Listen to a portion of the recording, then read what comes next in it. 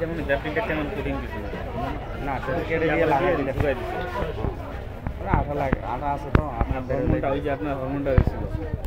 লাগাই দিয়ে যদি দেয়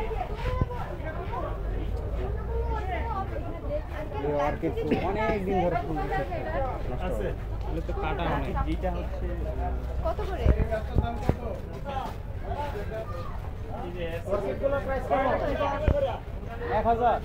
হাতিয়ার না কাটা আছে এগুলো 1000 সব যেটা নেবেন না এখন দেবো 1000 এগুলো এটা কি এটা ক্যাকটাস সব ক্যাকটাস